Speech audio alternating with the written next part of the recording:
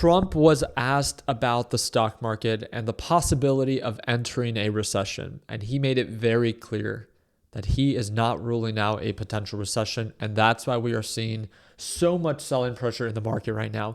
What's going on, guys? It's Ricky with Technical Solutions. Please feel free to do your own due diligence and look into this yourself. It says Trump won't rule out a recession in 2025. I hate to predict things like that, Trump said when pressed about the possibility of a recession during a recorded interview and aired on Sunday Morning Futures with Maria, whatever her name is. But Trump said that, again, the economy has a bright future, but he isn't ruling out a 2025 recession yet. Because remember, with this trade war, there is no question that, yes, there is going to be short-term pain for long-term gain. There's one thing that I want to show you guys very quickly. We just recapped or finished our live trading session with the LPP team. I trade with them every single morning. And again, it's designed for complete beginners. So again, if you ever want to tune on in, it's the second link in the description down below. With that being said, one thing we talked about was where the market currently is versus where it was when Trump was viewed as the president-elect, when he won the pretty much the position. If you guys remember closely, right, the market began to skyrocket for no reason. Let me pull this up on the 4-hour time frame so we could see it a little bit more clearly.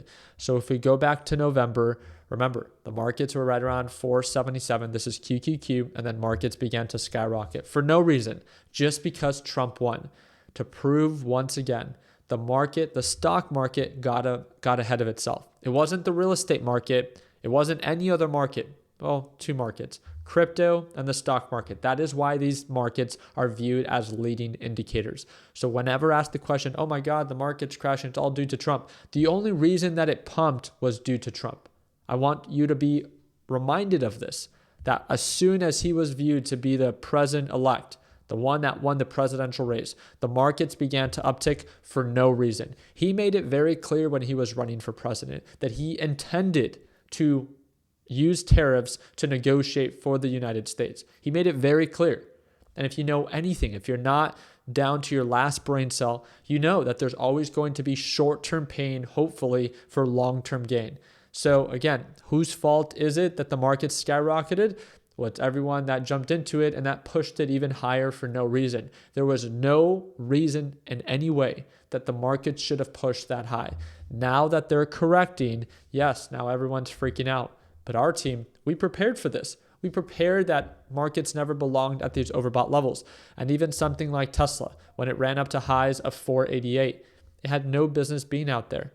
So again, markets are correcting themselves, but it's simply because they got ahead of themselves. This week is a very important week for those that do not know.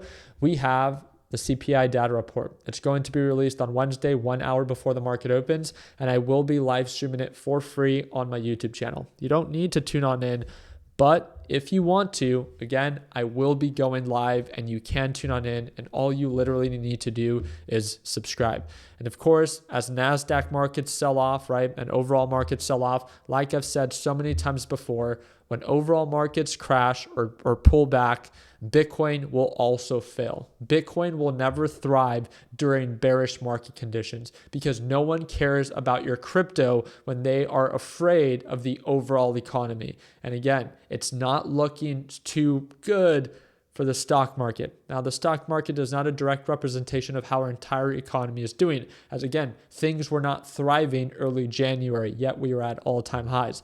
Again, it's viewed as a leading indicator, so it often gets ahead of itself. Please understand that. There's two things that I would really like to encourage beginners. First, as markets downturn, and if you think that there is more of a downturn, what are you doing to better put yourself in a position, right?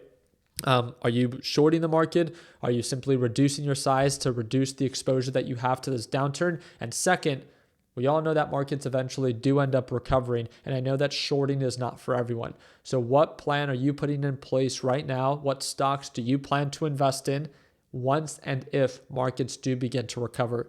Don't get it twisted with what I'm saying. I'm not here to say that markets are going to recover right now or anytime soon, but eventually markets always recover. So what is your top stock that you plan to invest in when the markets do? But please be mindful of not buying too much too early on, because the dip can always keep dipping and you never want to buy the dip with margin. Never, never, never. The reason that crypto bros always lose all of their money is because they're over leveraged at overbought levels that lead to their downturn. And this is why. This is exactly why you're seeing stocks like MicroStrategy lose 12 to 13% when the rest of the market loses 2 to maybe 4%.